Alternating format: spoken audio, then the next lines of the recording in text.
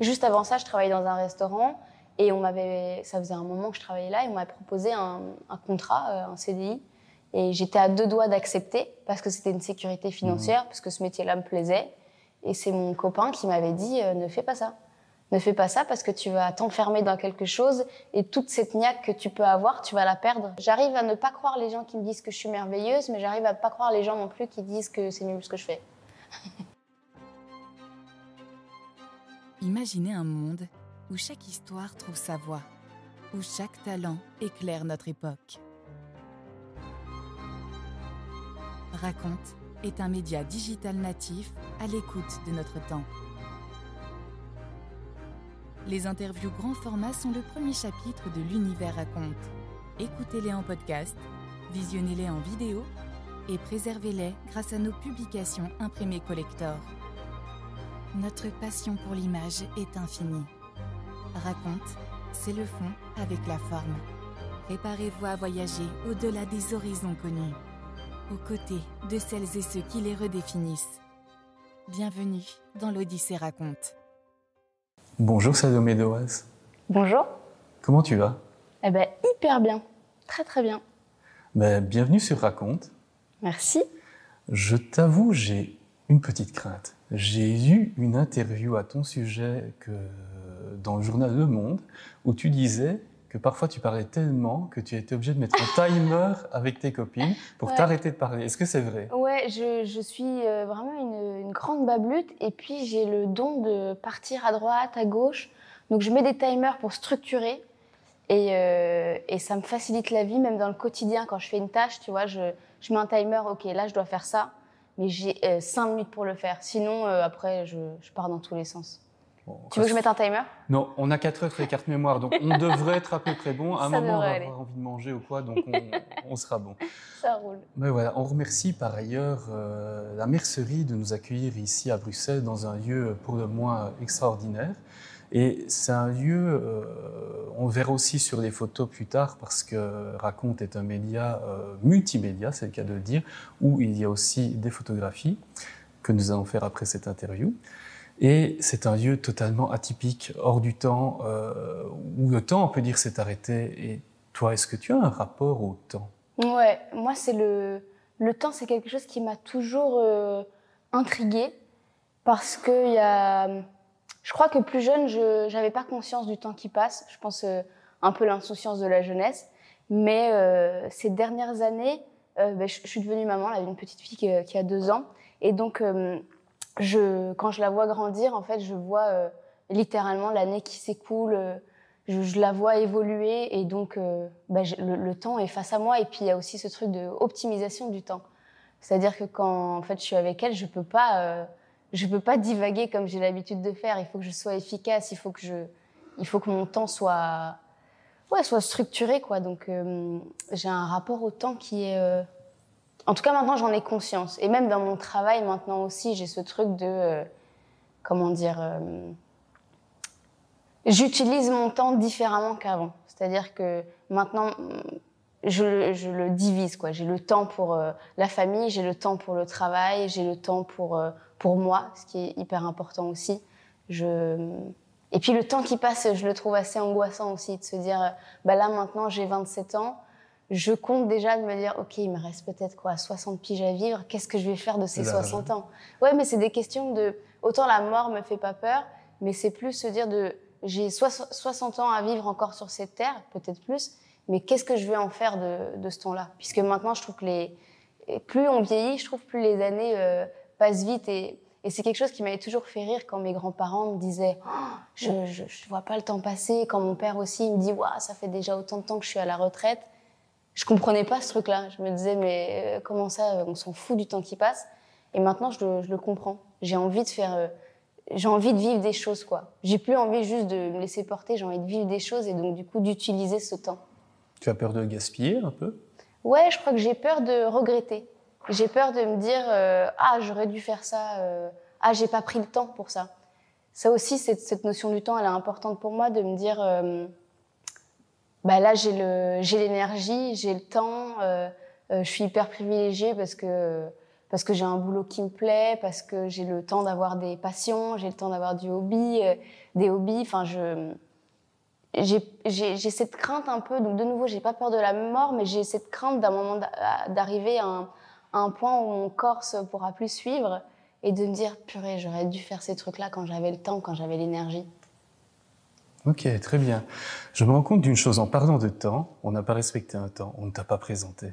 Ah, Est-ce que je pourrais te demander de te présenter? évidemment, donc je m'appelle Salomé de Waals, j'ai 27 ans, j'habite Bruxelles, je suis actrice, je suis jeune maman, mon signe astrologique c'est Lion, ascendant Vierge.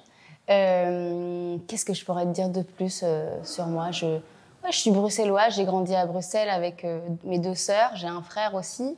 Voilà, je suis quelqu'un de... Ouais, je suis une petite bruxelloise, quoi, normal. Parfaite définition, au moins c'est complet.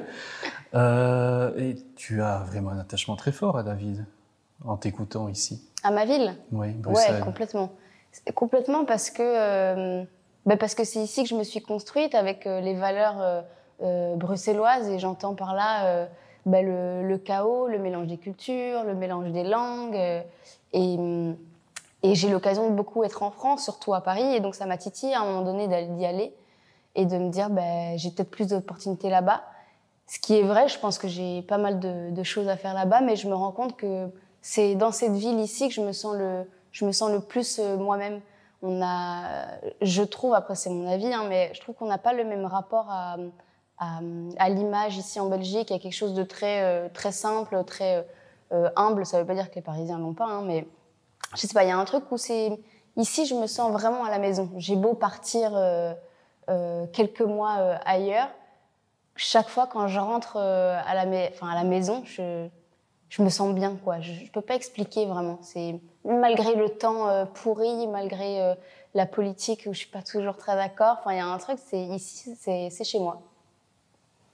Mais c'est important d'avoir un chez-soi rassurant. Hyper. Mais ça, c'est pour moi, avec le temps, de nouveau, j'arrive à cette conclusion-là, c'est que cette stabilité-là, ça en va de ma survie, quoi. J'ai la chance d'avoir une vie extraordinaire, vraiment, de pouvoir voyager, rencontrer des gens improbables, de vivre des choses folles.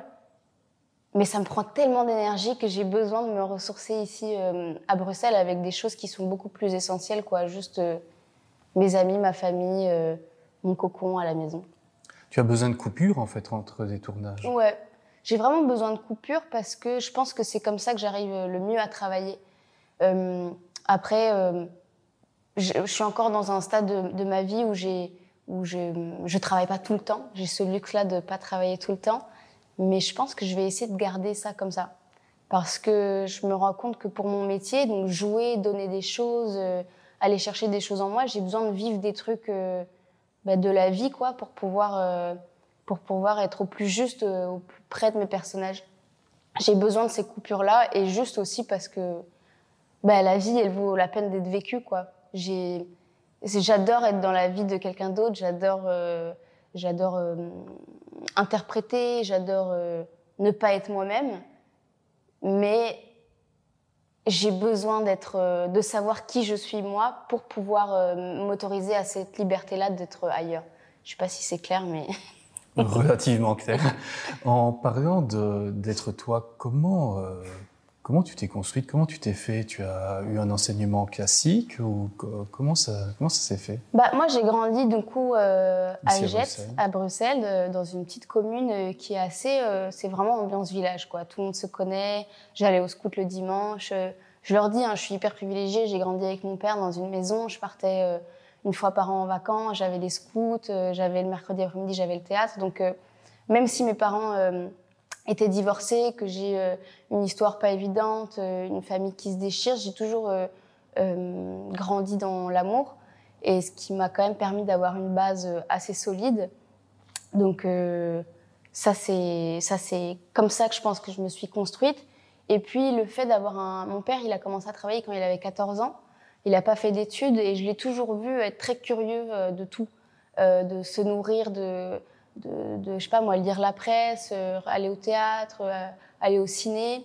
Et ça m'a toujours impressionnée de voir cet homme-là que, en plus, quand on est enfant, je crois qu'on met nos parents sur un piédestal, de voir cet homme-là s'épanouir sans pour autant avoir besoin de suivre un cursus scolaire très classique. D'être érudit en résumé. Ouais, c'est ça. Donc ça m'a beaucoup inspirée et ça m'a aussi autorisée à rêver grand. Donc très jeune, je sais que mes parents me disaient que je rêvais de cinéma, etc. Moi, j'ai pas ce souvenir-là, si je dois être honnête. Moi, j'ai l'impression que j'avais envie de faire plein de choses. Je sais que j'avais envie d'être éducatrice spécialisée pour enfants porteurs de handicap. Puis j'avais envie d'être avocate. J'avais envie d'être chevalier. Enfin, j'avais envie de faire plein de trucs. Et en fait, j'adorais rêver. J'adorais me raconter des histoires. Et ça, c'est vraiment grâce au cadre dans lequel j'ai vécu, parce que j'ai grandi avec mes sœurs, avec lesquelles je jouais, au scout aussi. On nous mettait chaque année, il y avait un thème, on nous mettait dans des univers, on nous racontait des histoires. Donc, j'ai vraiment baigné dans ce truc de on a le droit de se perdre dans son imaginaire. Et je crois que c'est comme ça que j'en suis arrivée petit à petit au métier que je fais aujourd'hui. Et c'est comme ça que je me suis construite. Et puis, je suis partie, entre guillemets, assez jeune. J'avais 17, 18 ans de chez mes parents. Parce que je rêvais de liberté, et pour moi, la liberté, c'était l'indépendance, qu'elle soit financière ou qu'elle soit juste... j'ai pas besoin de mes parents, quoi. Mais ça, c'est de nouveau, c'est grâce à l'éducation que j'ai reçue de mon père, de ma belle-mère, de ma mère. Et voilà, j'ai vraiment grandi sur un truc de « t'es capable, tu peux le faire, vas-y, fonce ». Et c'est ce que j'ai fait. T'as pas eu peur ? Si, j'ai peur tout le temps. Encore maintenant, j'ai peur de pas y arriver, j'ai peur de pas être assez bonne, de pas être choisie. En plus, c'est difficile, je fais un métier où je dépends constamment du désir des autres, donc il y a un peu ce truc d'avoir l'impression de pas toujours être maître de mon destin, mais c'est quelque chose que j'essaie de changer en me disant que je le vois bien, que j'arrive toujours à retomber sur mes pattes. Mais j'ai peur tout le temps. Quand je travaille pas, ou quand je travaille, ou dans ma vie de famille, j'ai peur de pas être à l'auteur, j'ai peur de pas faire les choses bien. Parce que je vois bien, moi, que mes parents, ils m'ont offert une super éducation, mais ils m'ont laissé plein de casseroles. Et donc, moi, je me demande, tiens, est-ce que moi aussi, je vais laisser des casseroles sur mon passage alors que j'essaie de tout faire bien? Donc, je trouve que la vie vaut la peine d'être vécue, mais ça reste vachement angoissant. Après, je suis de nature très anxieuse. Hein. On dirait pas comme ça, en tout cas. Non, si, je peux être vite anxieuse. Mais ça va, j'arrive à dompter le bazar. En tout cas, c'est pas une peur handicapante, parce que quand on voit déjà ton CV, tu viens de dire que tu as 28 ans. 27. 28. Pardon, je t'ai rajouté un an, désolé. C'est quand ton anniversaire? Le 12 août.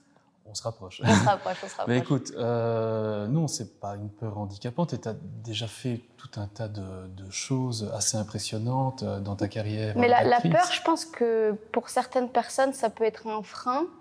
Moi, majoritairement, c'est un moteur. En général, quand ça me fait peur, j'y vais. Tu renverses à vapeur, en fait. Mais ça fait pas quelqu'un forcément... Ça fait pas de moi quelqu'un juste courageuse et forte. C'est juste que oui, je suis vulnérable, oui, j'ai peur, mais tu y vas quand même. Mais j'y vais quand même. Mais parce que aussi, je sais qu'on va me rattraper si je tombe. Parce que j'ai ma famille qui est là, parce que j'ai des amis qui sont hyper présents. J'ai quand même je pense que le courage ou renverser cette peur, elle est plus facile quand même quand on est accompagné. Et moi, j'ai eu la chance d'avoir ma belle-mère, par exemple, qui m'a toujours soutenue dans ce métier-là. D'avoir un amoureux qui est super présent et qui me pousse toujours à y aller. Enfin, je sais pas si je suis quelqu'un de courageux, quoi. Juste j'y vais, et je sais que j'ai des gens que j'aime énormément qui seront là pour me rattraper si jamais il y a un couac. Et pour en revenir à la chronologie, quand tu es partie chez toi, cette fois-ci c'était à 17 ans, si je ne me trompe pas. Ouais. J'avais à peine 18 ans, je crois. J'étais encore en secondaire. Donc j'ai fait des études assez classiques. J'ai fait 3 écoles secondaires différentes. J'avais un peu du mal à trouver ma place. Avec des thématiques ou une filière générale ou... Non, j'ai vraiment commencé en général. Puis j'ai fait Sciences Éco parce que mon père voulait que je fasse Sciences Éco. Je rêvais de faire du théâtre parce que je faisais du théâtre le mercredi après-midi et j'avais envie de plus. Là, c'était très ludique, j'ai adoré ce côté ludique, mais j'avais envie d'aller dans dans des choses plus techniques. Et je rêvais d'en faire, mais mon père était pas trop d'accord parce que j'avais pas des bons points à l'école. Il avait peur que... De nouveau, lui, il a pas fait d'études, donc je pense que dans le fond, il se disait que c'était un privilège pour moi de pouvoir avoir accès à ce genre de choses. Donc ça le faisait peur, mais ma belle-mère a été là pour le rassurer. Et donc il y avait un peu un deal de... Si tu réussis les matières classiques, quoi, maths, français, sciences, tu pourras faire ce que tu aimes. Et en 4e secondaire, j'ai décidé de faire du théâtre. Et là, je me suis épanouie et en même temps, j'ai détesté ça. Enfin, c'était... Je sentais que je touchais quelque chose qui m'animait et en même temps, il y avait ce truc, tout ce côté ludique que j'adore dans le jeu, que je perdais parce que j'étais notée sur ce que j'offrais, quoi. C'était scolaire, en résumé. C'était scolaire. Et je pense que le scolaire, moi, c'est pas quelque chose qui m'a... Ça m'a aidé dans plein de choses. Ça m'a appris la rigueur, ça m'a appris à être curieuse, à essayer de m'intéresser à des choses qui, de base, me donnaient pas trop envie. Mais de nouveau, je rêvais de liberté, d'indépendance. Et pour moi, d'être assise 8 heures par jour à écouter des profs que j'admire pas forcément, bah, c'était pas... Ça matchait pas avec ce que je... Ouais, je rêvais grand, quoi. Et ça a toujours été le cas? De rêver grand? Oui. Ouais, je crois.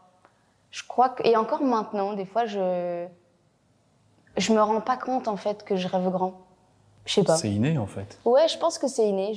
J'ai toujours envie de plus, de grandeur. Et ça passe pas par l'extravagance, juste de pousser mes limites, d'aller plus loin, d'essayer. L'inconfort me terrifie et en même temps, ça me stimule. Raconte, le média intimiste, mais pas indiscret. Quelles ont été les premières étapes qu'on pourrait qualifier de game changer, qui sont passées du scolaire au côté beaucoup plus professionnel? C'était quoi les premières grandes étapes? Je pense que la première grande étape pour moi, ça a été mes premiers castings, de me confronter à ce monde-là, c'est-à-dire d'arriver avec toi, ce que tu es, ce que tu as à offrir, et de juste voir si ça plaît ou ça plaît pas, et donc d'essayer d'appréhender le refus. Pour moi, pendant très longtemps, le refus était synonyme d'échec. J'ai un rapport à l'échec qui est assez compliqué, je supporte pas l'échec. Tu veux gagner, en fait? Ouais, j'ai du mal à ce qu'on me dise non. J'ai du mal à ce qu'on me... Parce que en fait, j'avais l'impression que si on me disait non, c'était qu'on refusait la personne que j'étais et en gros qu'on m'aimait pas. Et avec le temps, j'ai compris que en fait non, c'était très... c'est un peu immature de penser ça, quoi.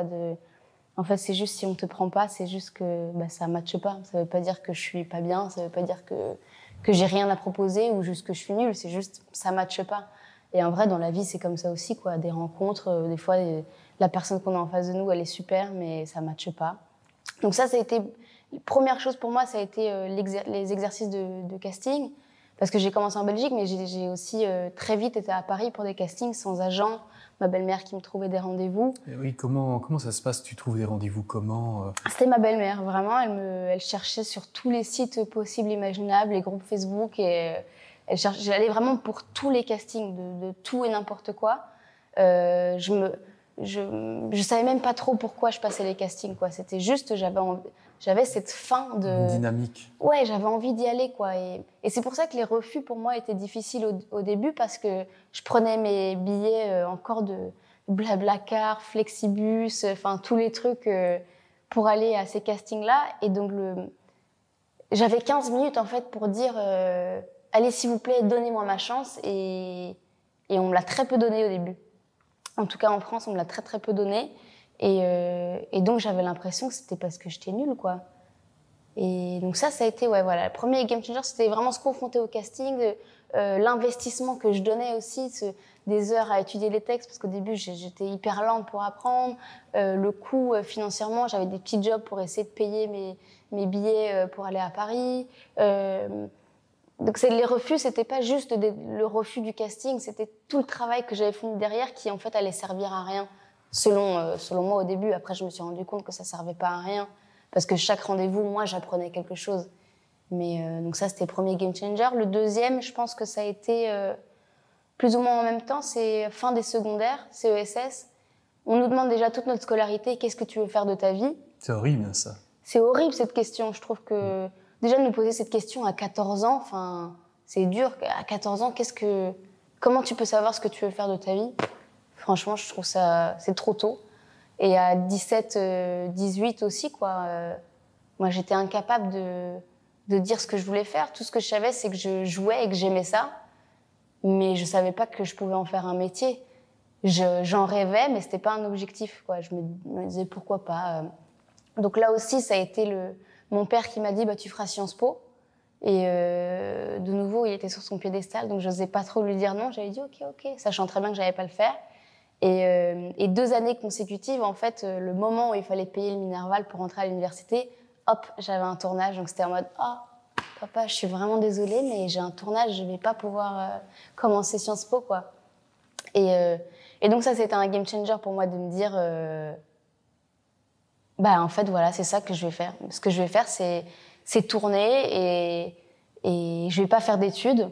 Mais le fait de pas faire d'études, c'était pas non plus un choix délibéré. C'est juste que j'étais partie de chez mes parents, il fallait que je paye mon loyer, je voulais continuer à tourner, donc je pouvais pas tout faire en même temps. C'était soit je fais des études et je travaille à côté, soit je tourne et je travaille à côté, mais je pouvais pas tout faire en même temps.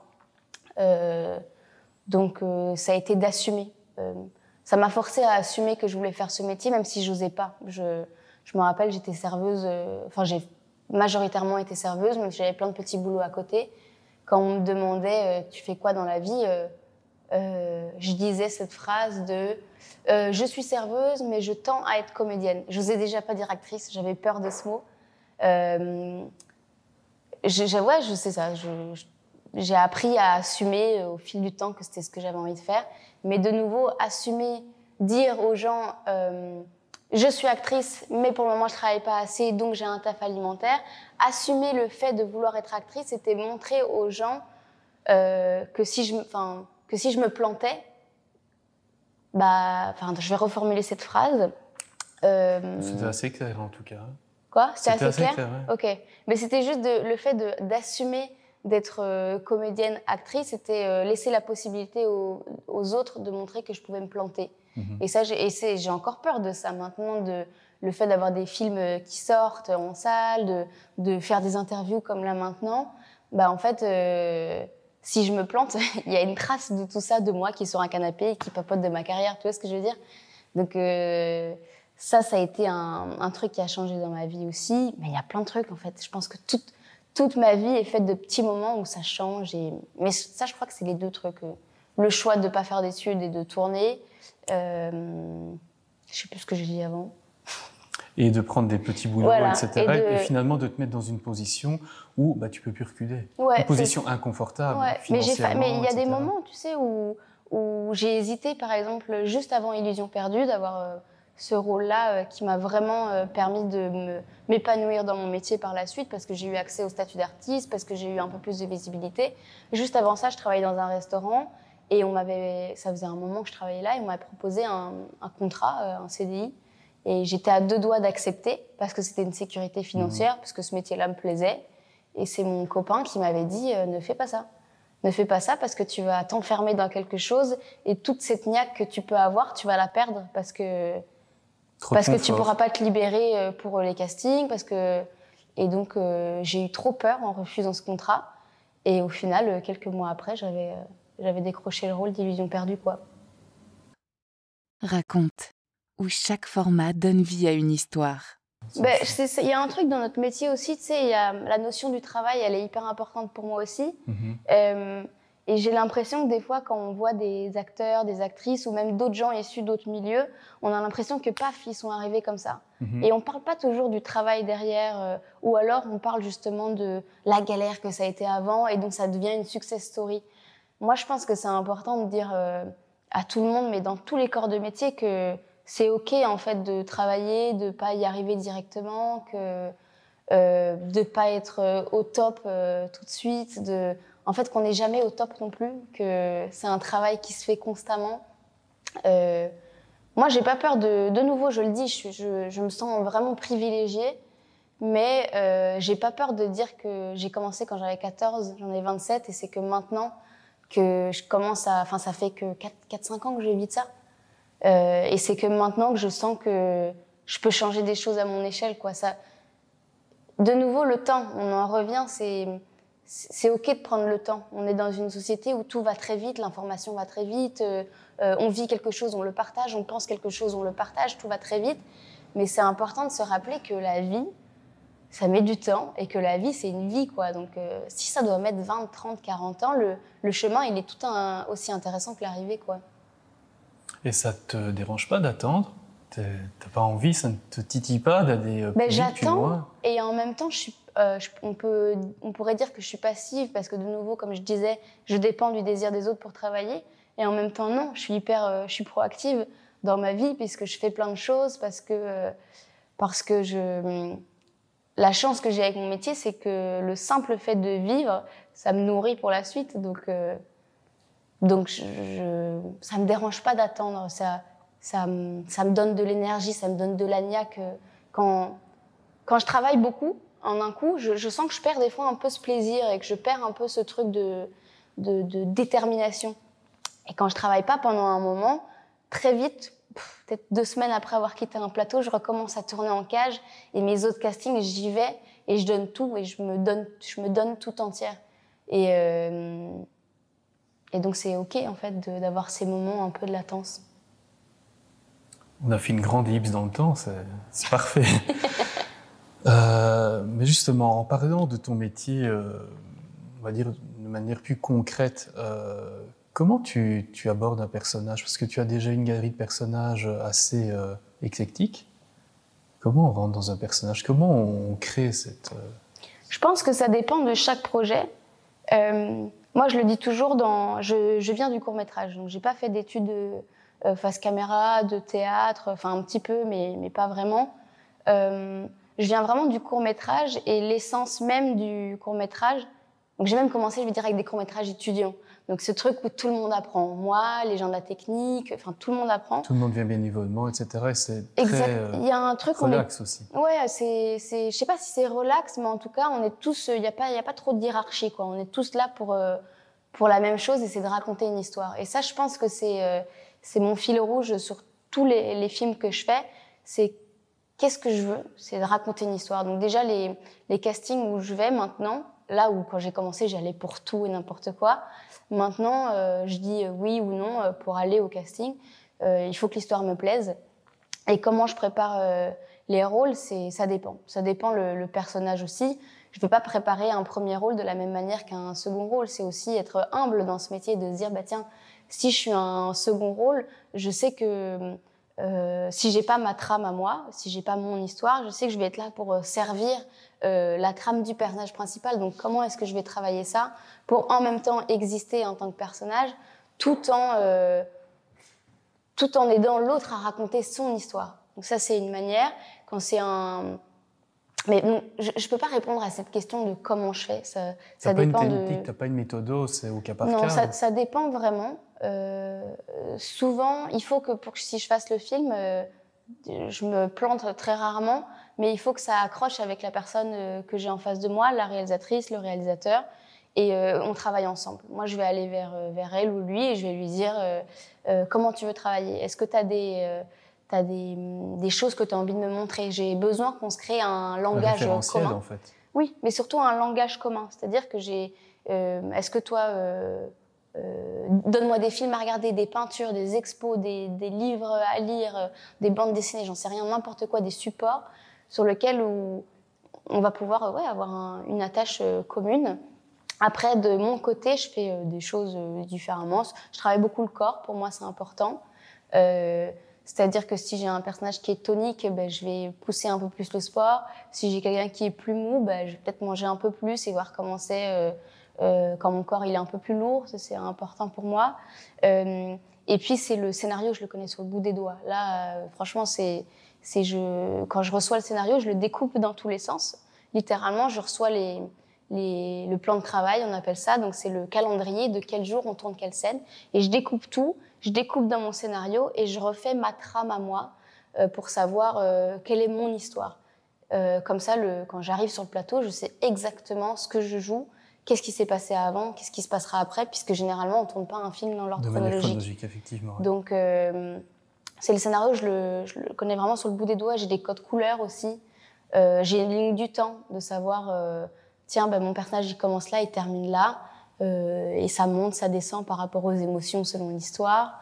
Ça m'éclate aussi ce travail en amont. Je travaille aussi beaucoup avec le HMC, donc l'habillage, maquillage, coiffure. J'adore savoir ce que je vais porter. Parce qu'en fait, si j'ai les cheveux courts ou si j'ai les cheveux longs, ça va pas être la même chose pour moi. Si je porte, je sais pas moi, je prends un film d'époque parce que j'en fais un bientôt là. Le travail du corps, si je porte un corset, ça va pas raconter la même chose que si j'en porte pas. Et justement, si à cette époque-là, on devait porter un corset et que mon personnage n'en porte pas, ça raconte aussi quelque chose. Donc, j'ai besoin de comprendre non seulement l'histoire, l'époque dans laquelle on est, et de m'approprier tout jusqu'au bout des orteils. J'adore travailler, moi. J'ai toujours aimé travailler, même quand j'étais serveuse ou que je bossais, je nettoyais des bureaux. J'adore ça, travailler. Écoute, justement, tu parlais de transformation physique, qu'on voit parfois certaines actrices, certains acteurs qui prennent un régime particulier ou des maquillages où il faut 5 heures de maquillage pour créer un personnage. C'est un truc qui te parle ou pas du tout ou... Clairement. Moi, c'est un truc qui m'anime, en fait, le côté transformation, même s'il n'est pas visible, même si ça va être que... Même si on va me prendre tel que je suis avec mon enveloppe, la transformation intérieure, elle est importante pour moi. Après, ça ne veut pas dire que quand je rentre dans un rôle, ça y est, je deviens un personnage. Non, entre action et coupé, je suis le personnage, mais je rentre chez moi, je suis moi-même. Mais la transformation, je la trouve hyper intéressante et hyper excitante. Alors oui, évidemment, quand il y a un truc de corps, d'enveloppe, je trouve ça hyper excitant, en fait. Et je comprends que ça peut faire peur dans le cinéma, surtout francophone, parce on tend vers quelque chose de très naturaliste, et donc on a peur en fait Je trouve, je vais le dire, je m'en fous. Je trouve que les réalisateurs et les réalisatrices francophones, ils ont un peu un manque d'imagination. C'est-à-dire que quand on va en casting, ils ont envie de voir ce qu'ils ont envie de voir, et ils pensent pas que ça se travaille. Je dis pas, il y a une aura, il y a une énergie qui se change pas, mais je pense qu'on pourrait pousser le truc un peu plus loin, comme ils font les Anglais, comme ils font même, je sais pas moi, les Suédois ou les Américains, de pousser ce truc encore plus loin. Mais je pense que ça fait peur parce qu'on a peur que ça fasse cheap. Je sais pas si vous voyez ce que je veux dire, mais... Oui, tout à fait. Mais moi, c'est quelque chose qui m'excite à fond, quoi. Je sens que quand il y a une transformation et qu'on suit dans mon délire, là, je vais travailler avec Misha Wald sur le film d'époque qui se passe en 1600, et lui, il est carrément dans ce délire-là aussi, et je me rends compte que c'est là où je m'amuse. Et c'est pour ça que, de nouveau, je le redis, je me sens privilégiée parce que, en fait, je m'amuse dans mon métier. J'adore ça, me réveiller le matin et me dire, c'est comme avant Noël, quoi. Tu vois, il y a un truc de, ok, là, qu'est-ce que je vais ouvrir des cadeaux, en fait. On va t'amener ton costume, ton maquillage. C'est ce truc-là je trouve ça excitant et j'adore m'amuser, et je pense que c'est aussi pour ça que je fais ce métier. De nouveau, depuis toute petite, j'adore me déguiser, j'adore raconter des histoires, c'est ce côté ludique. J'ai commencé aussi à jouer dans un atelier de théâtre le mercredi après-midi. Il n'y avait pas de structure, on avait juste un cadre où on avait le droit d'expérimenter tellement de choses. C'est aussi ma formation, quoi. C'est de jouer.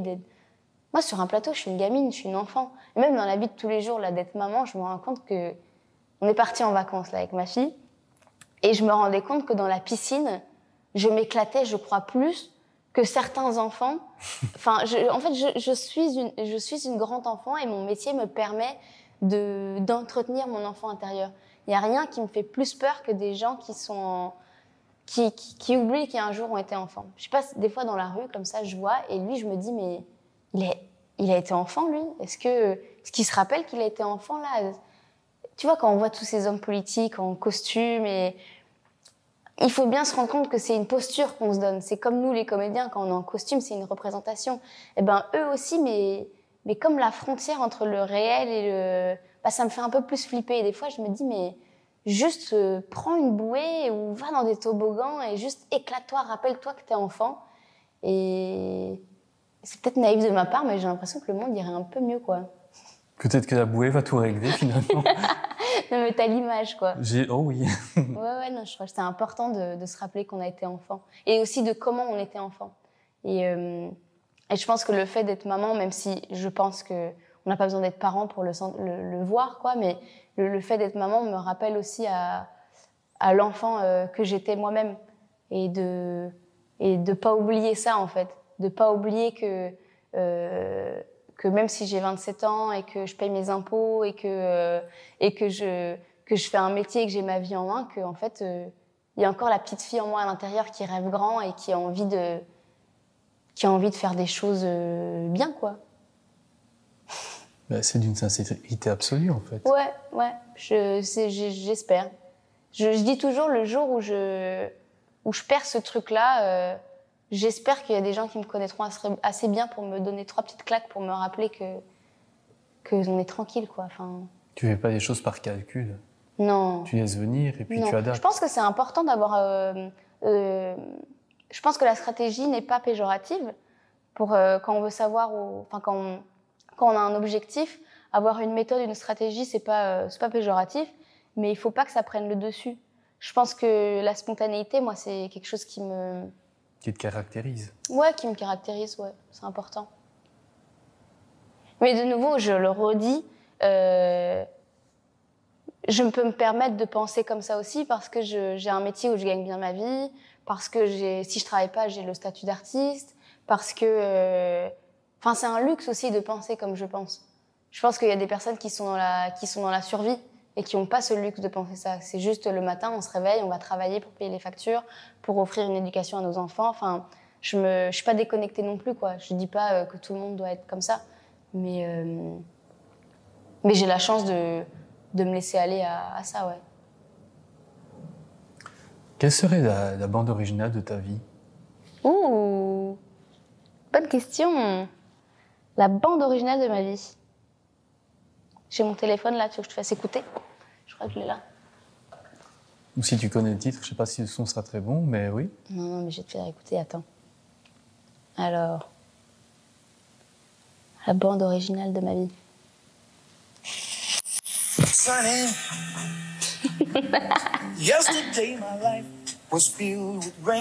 J'allais bien, non? Tout à fait. C'est la première là, que je trouve comme ça, mais... Parce que tu as plusieurs bandes originales pour plusieurs vies, peut-être. Oui, non, mais c'est clair, je suis pas que bonne vibe et tout ça. J'ai aussi mes petits moments de noirceur où j'ai difficile et c'est important de le dire aussi qu'il y a des moments où, bah tu vois, il y a pas plus tard qu'un mois où je suis sortie, j'étais 2 semaines où j'étais vraiment à fleur de peau, où la vie n'avait pas de sens, où tout me paraissait noir et. À cause de quoi? À cause de la fin d'un tournage ou? Non, j'ai rarement. Des fois, ça m'arrive d'avoir ce cafard après un tournage, mais comme je disais au début, je suis de nature très anxieuse et des fois, je me laisse submerger par mes émotions et je pense que vu l'actualité en ce moment, on peut pas être. Je suis majoritairement dans le déni pour essayer de me protéger, mais il y a des moments où la réalité me rattrape et ça m'atteint et je sais pas expliquer pourquoi, mais tout devient dur et je me pose la question, est-ce que ce que je fais a du sens? Est-ce que mon métier a du sens? Est-ce que je dis la vie vaut la peine d'être vécue, mais tout le monde n'a pas le luxe de se dire ça, quoi. Et donc j'ai des moments comme ça où c'est beaucoup plus dur et franchement je peux pas expliquer, ça vient, ça repart. Mais donc je pourrais avoir des musiques un peu plus mélancoliques. Ça fait partie de moi aussi. Je suis pas que soleil, mais c'est ok. Ça pourrait influencer un choix de rôle, d'avoir une personne, par exemple, à la psychologie un peu trouble ou dépressive, à l'inverse d'une personne beaucoup plus enjouée. Ça pourrait influencer? Influencer qui?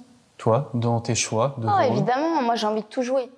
Moi, j'ai envie de... T'as pas d'exclusive?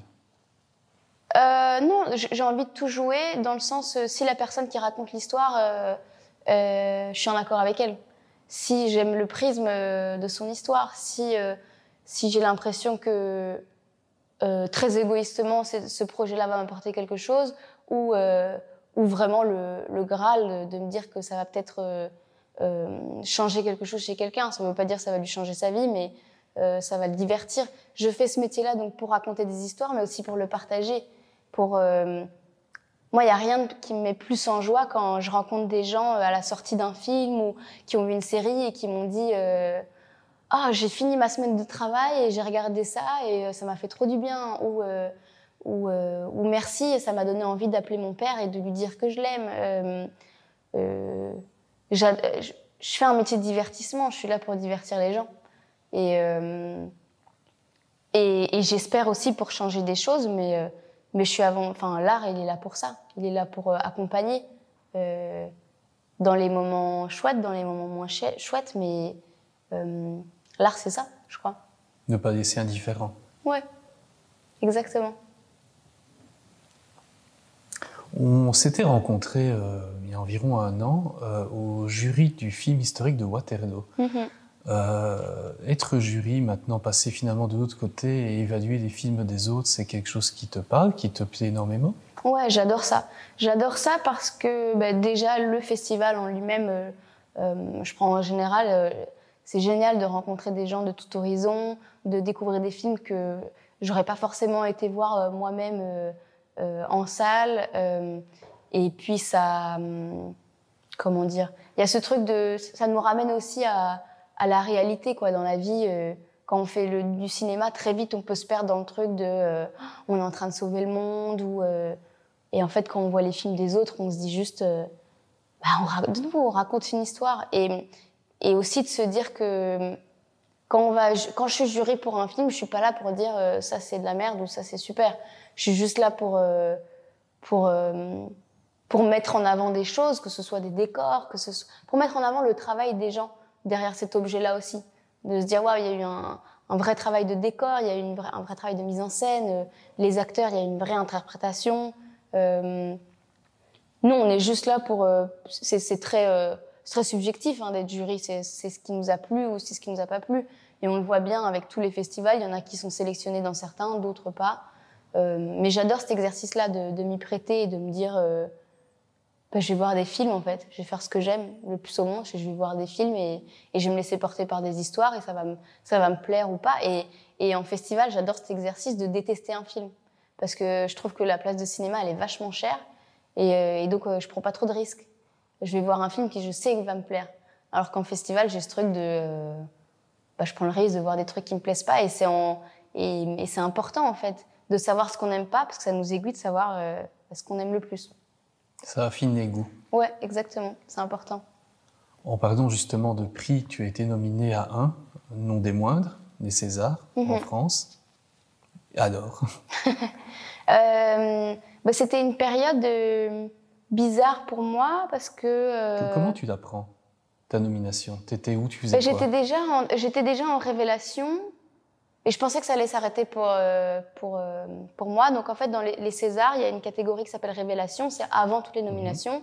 Et en fait, c'est les directeurs et directrices de casting qui donnent une liste des comédiens qui pensent qu'ils méritent d'être en révélation.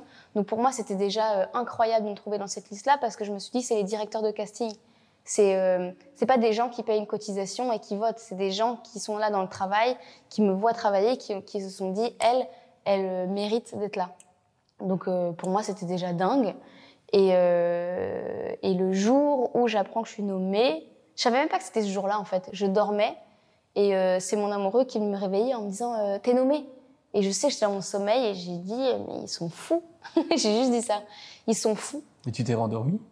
Ouais, je crois que je suis restée dans le lit. Mais toute cette période-là, j'étais enceinte de ma fille. J'avais une peur bleue. Ma fille, je la voulais vraiment. C'était un vrai désir. J'ai toujours su que je voulais un enfant assez tôt. Mais c'était un vrai choix. Quand je suis tombée enceinte, j'ai eu peur en fait. En un coup, je me suis dit ok, c'est exactement ce que je voulais. Mais maintenant, j'ai peur qu'on me fasse plus travailler ou qu'on me mette dans une case. Et d'ailleurs, tu penses que ça peut être discriminatoire pour une femme? Bah oui, mais je peux t'expliquer après certaines choses, que j'ai vécues. Mais je sais que le premier truc que quand j'ai fait pipi sur mon test de grossesse, et après j'étais sur mon téléphone et j'ai tapé actrice française jeune maman. Et je trouvais pas grand-chose. Et c'est pour ça que des fois en interview, je me dis oh purée, mais t'en parles beaucoup que tu sois maman, mais je me dis c'est juste que moi j'ai pas eu ce truc-là, j'ai pas eu j'ai pas eu trop de repères. Je me rappelle que je me rattachais vachement à Adèle Exarchopoulos. J'ai essayé de regarder toutes les interviews, si elle avait des photos d'elle enceinte, parce que je savais que j'allais avoir les Césars et tout ça. Enfin, j'étais morte de peur, en fait, parce que pendant 1 an, en fait, tu travailles pas. Donc j'avais peur qu'on me mette de côté. Et je me disais, purée, j'ai travaillé super dur. J'ai pas envie que ce soit un frein parce que je sais que ça l'est pas. Et donc les Césars, c'est marrant parce que je l'ai vécu déjà tout à fait déconnectée, puisque j'étais à Bruxelles et qu'à Bruxelles, on n'en parlait pas trop. La presse belge n'en parlait pas trop. Et puis j'étais enceinte, quoi, donc j'avais beaucoup plus important. Enfin, j'étais très contente d'être au César avec ce film-là. Mais c'était pas l'essentiel, quoi. Donc oui, j'étais au dîner, j'étais à la fête, tout ça. Mais en fait, j'avais ma fille et je la sentais bouger dans mon ventre, quoi. Donc c'était pas... Puis je me rendais pas compte, je crois. Je crois que si j'y retourne maintenant, je me rendrais beaucoup plus compte de ce que ça représente. Je me rappelle aux Révélations, on m'avait posé cette question-là, j'étais avec mon parrain, c'était Jonathan Cohen. Et il me demandait qu'est-ce que ça représente pour toi d'être Révélation. Et j'avais pas du tout préparé mes interventions et je savais pas quoi dire. Parce que qu'est-ce que ça représentait pour moi, si je dois être tout à fait honnête, c'est cool, quoi. Je suis hyper ravie, mais c'est pas une consécration, en fait, là maintenant avec le recul, je dirais que c'est un coup de pouce, quoi. C'est un encouragement de se dire mais vas-y, continue. Mais voilà, les Césars c'est cool, mais c'est pas pour ça que je fais ce métier, quoi. Et je serais très ravie d'y retourner, d'aller à un autre festival, présenter des films, mais c'est pas pour ça que je fais ce métier. Et justement, ça a apporté de nouvelles opportunités ou pas du tout? Je pense que le fait d'avoir été nommée, ça m'a apporté une espèce peut-être de crédibilité ou en tout cas de curiosité, je dirais, dans les yeux de réalisateurs, réalisatrices qui se disent tiens, c'est peut-être gage de qualité. J'en suis pas certaine parce que je pense qu'il y a plein de comédiens et de comédiennes qui sont pas nommés ou de films qui y sont pas, mais qui sont géniaux. Mais en tout cas, pour eux, je pense que c'est gage de qualité. Et donc, ils ont peut-être eu envie de me voir. Mais si je dois être honnête, je sais pas. Faudrait poser la question aux gens avec qui je travaille, est-ce que ça a joué ou pas. Mais non, après c'est cool et je suis pas du tout en train de cracher dessus. Je suis hyper fière, j'ai ma petite plaquette dans mon salon. Je suis super contente d'y avoir été. J'ai rencontré des gens géniaux. J'ai pu travailler avec la maison Dior que j'aime beaucoup. Ça m'a apporté plein de choses. Mais c'est que du fun. Tu viens de me lancer sur un truc, tu parles de vêtements tout d'un coup. Et ici, dans le cadre de notre interview, on va faire une prise de vue photo après. Ouais. Et tu as amené des vêtements que tu as en partie cousus toi-même et aussi d'une de tes amies créatrices, qui sont des vêtements, on peut dire un peu upcycling, si on veut résumer très brièvement. C'est important pour toi? Hyper. Moi, j'ai grandi donc de nouveau, je leur dis, j'avais j'ai jamais eu faim, j'avais des activités extrascolaires, je partais en vacances, mais on n'avait pas beaucoup d'argent pour les habits. Et je sais que c'est quelque chose qui m'a c'est très bête et superficiel, mais ça m'a fait un peu souffrir quand j'étais petite. Tu étais frustrée de ne pas avoir les beaux parce que vêtements moi, que les autres avaient. j'avais pas les marques. Maintenant, c'est futile. Je me rends compte que c'est futile, mais quand on se construit et que autour de nous, notre identité se construit surtout avec le paraître quand on est ado, quoi. Ça a été dur. Je me rappelle que c'était dur pour moi de pas avoir de sous pour acheter des beaux habits ou de récupérer ceux de ma sœur. On allait chez Primark pour faire les soldes. J'avais un budget de 100 € pour faire les soldes, ce qui est déjà énorme, mais j'allais chez Primark alors que les gens que je côtoyais, ils avaient ceux qui ont ma génération comprendront, mais Franklin Marshall, Abercrombie, ces trucs-là qui coûtent super cher, quoi. Et c'est fou parce que moins on a de sous, j'ai l'impression, plus on a envie d'habits, plus on a envie de consommer. En tout cas, moi, c'était comme ça. J'avais envie de toujours les derniers trucs à la mode, etc. Mais comme j'avais pas de sous pour la qualité, on prenait des trucs de fast fashion qui, tu les passais une fois à la machine, ils étaient complètement détendus. Et en grandissant, en fait, quand je suis partie de chez mes parents, j'avais pas d'argent non plus pour m'acheter des habits. parce que il fallait que je paye mon loyer, mes trucs. J'avais pas une thune. Je volais même au supermarché le saumon, parce que ça coûtait trop cher, les serviettes hygiéniques, les tampons et tout. J'avais pas d'argent pour m'en acheter. Et en fait, avec le temps, c'est dans cette période-là où j'ai commencé à aller en friperie parce que c'était beaucoup moins cher et que c'est là que je commençais aussi à développer un peu mon style. J'aimais trop ça, quoi, aller en friperie. Et j'ai découvert un peu cet univers-là de la mode. Puis Vinted est arrivé et là, ça a été mon grand sauveur. Et depuis, je pense 5-6 ans, je consomme plus du tout de fast fashion et j'en suis très fière. Mais tu sais, j'étais bénévole avec une maison de jeunes à Bruxelles, là, pas très loin d'ici. Et on avait ces discussions-là de Shein et tout qui arrivaient à ce moment-là. Et eux, ils me disaient, mais on n'a pas d'argent, en fait, pour acheter des habits qui coûtent si cher, quoi.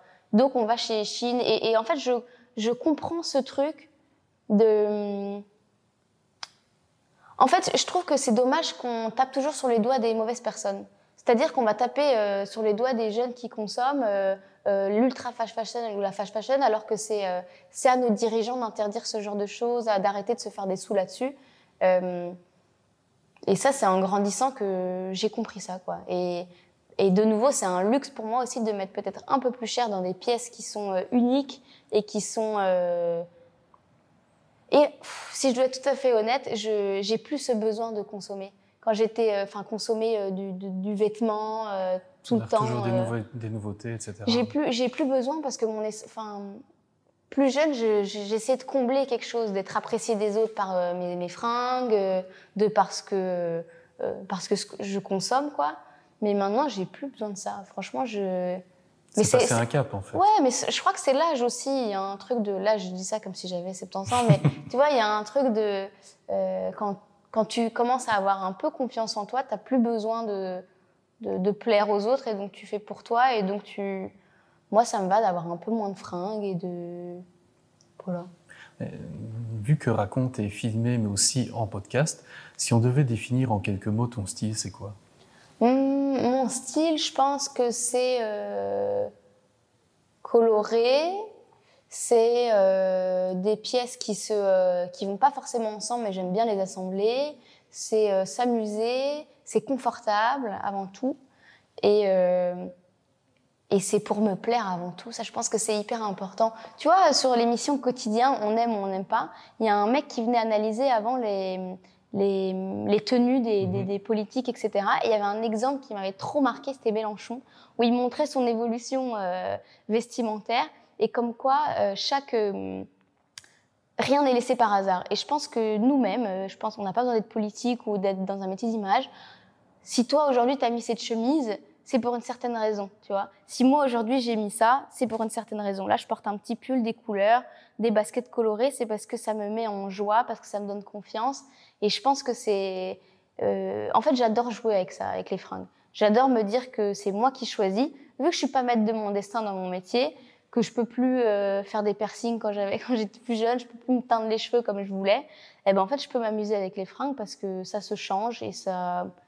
En fait, c'est de nouveau un terrain de jeu. Je suis une grande gamine, j'adore m'amuser.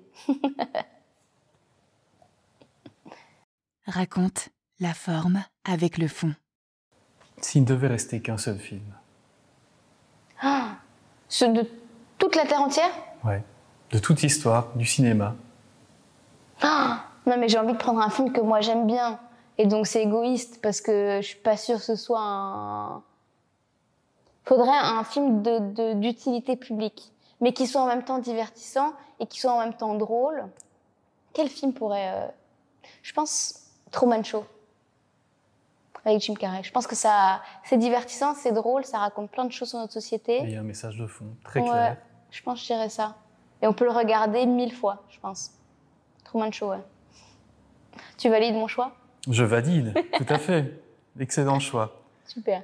J'avoue que la question est très difficile. Personnellement, je ne saurais pas y répondre. Tu pourrais pas y répondre ? Ah non. Non. Choisir l'un ou l'autre truc comme ça, non. J'aurais toujours tout un tas de critères. Donc on est parti aussi pour 3 heures. Ouais. Ça Ça serait quoi tes envies futures maintenant? Est-ce que tu veux rester dans le métier ou le faire évoluer ou faire tout à fait autre chose?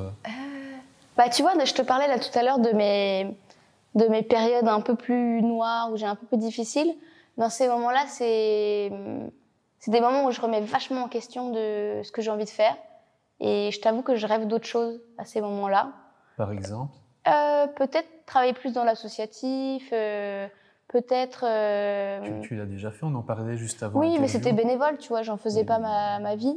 Non, mais c'est quand même un marqueur important dans ta vie. Peut-être qu'on touche à un mot... C'est très important pour moi. J'ai toujours utilisé mon temps libre pour moi, c'est hyper important. Faire des choses que moi j'aime, qui me nourrissent, mais aussi pour les autres. J'ai été bénévole dans une maison de retraite. En fait, j'adorerais ça, peut-être travailler dans une maison de retraite, où j'ai travaillé avec des jeunes aussi du quartier là, du centre de Bruxelles. Ça me plaisait vachement aussi, même si ça me demandait beaucoup d'énergie. Mais ça, c'est quelque chose qui me plairait. Mais le truc, c'est que quand je me projette après d'arrêter ce métier-là, je suis trop malheureuse. J'aime trop ce que je fais et je pense que une fois que tu y goûtes, c'est difficile de revenir à autre chose. Parce que j'ai l'impression que ça combine un peu tout ce que j'aime faire. Mais je sais pas si dans 10 ans, je ferai encore ça. J'espère. J'ai envie d'avoir des cheveux gris à l'écran. J'ai envie de me voir vieille à l'écran avec des rides, avec un corps un peu plus flasque ou justement en forme. Enfin, juste, j'ai envie de me voir vieillir à l'écran. J'ai envie qu'il y ait des personnages féminins.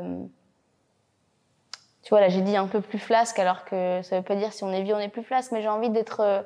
J'ai juste envie de voir j'ai juste envie de me voir vieille à l'écran, de voir comment je serais. Est-ce que je serais encore comme je suis? Je sais pas. J'ai envie de faire ça, mais peut-être que je le ferai pas. Je sais pas. Je t'avoue que je rêve grand, mais je me laisse la liberté de rêver d'autres choses, quoi. Tu vois, là, il y a eu les élections, j'avais le cafard. Je me suis dit, je vais prendre un van avec ma fille. Mon amoureux s'est dit, on va partir, on va trouver autre chose. Et en fait, non. Enfin, tu vois, c'est des petits trucs comme ça, mais j'aime bien des fois rêver, même si je le pense pas vraiment. Mais je sais pas. Je sais pas où je serai dans... Je sais pas de quoi j'ai envie. Je vois un peu au jour le jour. Tu regardes tes films? Je les regarde à l'avant-première, ou en projo équipe, quand je le découvre avec l'équipe, quoi. Mais après, non, je les regarde plus. S'ils passent à la télé ou sur une plateforme, tu regardes plus? Non, mais je suis sûre que toutes les personnes qui vont écouter le podcast ou regarder la vidéo, faites cet exercice. Prenez une vidéo de vous, parlez, ou vous allez voir à quel point tout le monde me dit « Ah, ma voix m'énerve, j'aime pas à quoi je ressemble ». Ben moi, c'est pareil. J'ai beau être sublimée par la lumière, les make-up artistes, c'est pas très agréable de se voir, surtout quand il y a des scènes intenses où je pleure. Je sais pas, c'est pas très beau à voir, quoi. Après, des fois, j'écoute les interviews que je fais pour m'améliorer ou pour me dire, pour essayer de. C'est un grand complexe pour moi non plus de pas avoir fait d'études. Tu vois, c'est paradoxal puisque je voulais pas en faire, mais je sais que j'ai pas toujours eu une prise de parole toujours adéquate, que j'avais pas beaucoup d'éloquence, que c'est des choses qui me complexaient vachement. Et encore aujourd'hui, tu sais, je me retrouve fréquemment à table avec des gens qui sont beaucoup plus cultivés que moi et de pas avoir toutes les références. Et donc, j'essaie vachement de travailler là-dessus. Donc, des fois, je regarde pas mes films, mais mes interviews pour me dire ah tiens, fais attention. Une sorte de média training, en fait, apprendre à s'améliorer. C'est ça. Et après, quand je regarde les films avec l'équipe, etc., ou en avant-première, même si je regarde l'objet en général, je regarde quand même, je fais vachement attention à moi, ce que j'ai donné. Et même s'il y a la magie du montage et que tout m'appartient pas, je regarde quand même certaines choses et c'est comme ça que j'apprends aussi. Je pense que... Parce que là, en sortant de la salle, tout le monde va me dire « t'étais super, t'étais formidable », mais personne ne va me dire « ah, attention, là c'était bof, ça tu peux améliorer ». Donc le truc, c'est que ça qui est dangereux dans notre métier aussi, c'est que face à toi, tout le monde va toujours te dire que ce que tu fais, c'est incroyable, que t'es génial, que t'es magnifique, que t'es... Donc il faut pas croire tout ça. Faut pas croire les... un recul en fait, mais c'est très dur de trouver la bonne échelle. Ouais, mais je pense que c'est... Enfin, moi, franchement, j'y arrive. J'arrive à ne pas croire les gens qui me disent que je suis merveilleuse, mais j'arrive à pas croire les gens non plus qui disent que c'est nul ce que je fais. je me fais confiance, voilà. Mais après, je suis trop contente hein, quand on me dit que c'est super et que... Enfin, en fait, j'aime quand les gens partagent après un film ou qu'il y ait une série et qu'on me dise j'ai ressenti ça, ça m'a fait penser à ça. En fait, c'est pas comme ça qu'on me flatte. On me flatte quand je sens l'énergie de la salle ou... Tu vois. Et par contre, j'ai besoin que mon père il me dise que je suis belle, que je suis trop forte. Tu vois. Ouais. Avec qui tu voudrais absolument tourner? Que ce soit acteur, actrice, réalisateur, réalisatrice? Si je rêve très grand, j'adorerais tourner avec Wes Anderson. Je pense que c'est un des premiers cinémas que j'ai découvert par moi-même en cherchant un peu, parce que j'ai pas énormément de culture, donc je dois de nouveau la faire moi-même. Et puis c'est toujours difficile parce que quand tu es justement dans ces dîners et les gens te disent « Oh, t'as pas vu ça, mais tu dois trop voir ça ». En fait, c'est très arrogant, on dit ouais, comme ça. mais c'est super difficile de comment est-ce que je fais pour rattraper toute la culture à partir des années 20 jusque maintenant pour continuer à être à la page des films qui sortent. Donc en fait, j'ai trouvé ma petite méthode, ma petite popote. C'est je regarde un film que j'aime bien et puis je vais de fil en aiguille, soit je regarde les comédiens et je vais voir leurs films à eux, soit je me fais toute la filmo d'un réalisateur. Et en fait, Wes Anderson, c'est le premier que je me suis bouffé comme ça, parce que ça rejoignait tout ce que j'aimais, quoi, l'esthétisme, le jeu, les comédiens. Et donc, je pense que c'est quelqu'un avec qui j'aimerais beaucoup travailler, et parce que je pense qu'il n'est pas facile non plus sur un plateau. Mais ça peut être tout à fait beaucoup de premiers longs ou de courts-métrages. J'aime travailler avec des gens qui me poussent dans mes retranchements, qui vont chercher des choses chez moi, qui racontent une histoire. Donc, j'aimerais bien Justine Triet dans une comédie. J'aimerais bien toutes les personnes en fait qui me prendront par la main et qui me diront tiens viens, je vais t'amener à un endroit où tu pensais pas forcément que tu pouvais y aller. C'est une découverte en fait. Ouais, tout le temps. De nouveaux aspects. C'est ça que je suis très... tu vois, tu parlais de l'interview Le Monde au début. Dans cette interview, je parle vraiment de mon côté mémère. Je peux être très mémère, plaid, thé, chat à la maison. J'adore ça. Mais parce que mon métier me permet de justement ne pas être dans le contrôle et de me laisser porter, quoi. Dans la vie, sinon, j'adore contrôler. J'adore que les choses soient organisées. Et c'est pour ça aussi que j'adore faire la fête, parce que c'est le temps d'une soirée, je laisse tout de côté. Mais ouais, c'est trouver un équilibre. Mais c'est le travail d'une vie, ça, je crois. Je l'ai pas trouvé encore, mon équilibre. Tu as déjà eu l'occasion de travailler avec tout un tas d'acteurs et d'actrices de renommée internationale, qui ont, on va dire, de la bouteille derrière eux. Comment tu abordes la relation avec ce type de personnalité? Je pense qu'en premier temps, il y a toujours... en amont, avant de les rencontrer, il y a quelque chose d'impressionnant. De se dire, waouh, en un coup, je mets un pied dans leur cour, quoi. Je vais travailler avec eux. Et ça fait peur, parce que je me dis, tiens, est-ce que je vais être à la hauteur? Est-ce que je vais leur rendre la balle comme ils me l'envoient? Est-ce que... ça peut être stressant, en fait. Mais une fois qu'on les rencontre, on se rend compte que, de nouveau, tout le fantasme qu'on s'est fait d'eux, ça reste un fantasme, quoi. C'est des personnes tout à fait normales qui font le même travail que moi et qui sont très talentueux. Et donc, du coup, je suis en alerte, quoi. Je les regarde, je les observe jouer, c'est comme ça que j'apprends. Mais le côté notoriété, il m'impressionne pas trop. C'est plutôt, ce qui m'impressionne, ça peut être le côté, le parcours. D'où ils viennent, les choix qu'ils font. Parcours de vie, tu veux dire. Parcours de vie, de les choix de films qu'ils font, de comment ils sont sur un plateau. Et c'est marrant parce que les gigastars, comme je les appelle, avec qui j'ai pu travailler, c'est souvent les... deux, trois aussi pour contextualiser. J'ai déjà travaillé, par exemple, avec Cécile de France 2 fois, avec François Damiens, avec Jeanne Balibar, Xavier Dolan, avec des gens dont j'admire énormément de travail. Et c'est marrant parce que ces gigastars, c'est toujours les personnes les plus humbles que je rencontre. Alors que c'est souvent ceux qui sont un peu entre deux, qui sont les plus chiants, on va pas se mentir. Hein. Donc ouais, quand je rencontre ces personnes-là, je suis hyper impressionnée. Mais non, avant de les rencontrer, je suis très impressionnée. Mais une fois que je les rencontre, il y a directement le travail qui s'installe et c'est trop agréable d'avoir des gens qui qui sont à fond et qui te donnent tout. Et il faudrait leur poser la question à eux aussi, tiens, qu'est-ce que ça vous fait, vous, d'être face à des comédiens qui sont pas connus, par exemple? Tu vois, parce que, à mon avis, ils diront la même chose. Ils diront, on s'en fout, on est là pour jouer, on est là pour raconter une histoire. Moi, c'est un peu pareil. Eh bien, justement, tu appelles à la dernière question. Qui tu voudrais entendre et voir et dire dans Raconte, à ta place? Il y en a plein. De tous les secteurs? Oui. Il y a Juliette Bonhomme, que j'aime beaucoup, justement. C'est mon amie qui est créatrice, parce que je la trouve géniale dans ce qu'elle fait. Elle a créatrice commencé... de mode, pour contextualiser. Elle a créé sa marque, il me semble, si je dis pas de bêtises, pendant le Covid. Elle a commencé à coudre et là, elle crée sa marque de fringues avec que des tissus qu'elle a upcyclés. Et je trouve ça assez intéressant, cette manière de en même temps faire de l'influence, tout en essayant de prôner quelque chose qui est beaucoup plus... qui est éthique et qui pourrait que servir à notre société. Donc elle, évidemment, il y a Mara Taquin. C'est ma meilleure copine et c'est une actrice belge qui est formidable et qui est très engagée, que je trouve formidable, et je dis ça de manière tout à fait objective. Hein, vraiment, c'est une grande comédienne et je pense qu'elle a énormément à offrir pour le paysage, dans le paysage du cinéma francophone. Donc c'est ces deux femmes-là. Les invitations sont lancées. Merci beaucoup, Salomé Doraz. Merci à toi. Merci pour votre écoute. Retrouvez nos photographies et écrits sur raconte.media ainsi que sur nos réseaux sociaux.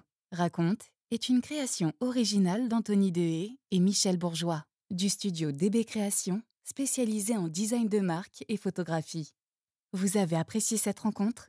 Partagez-la sur vos réseaux sociaux et laissez-nous une note sur votre plateforme préférée. Cela contribue réellement à la visibilité de Raconte. Une suggestion d'invité? Écrivez-nous.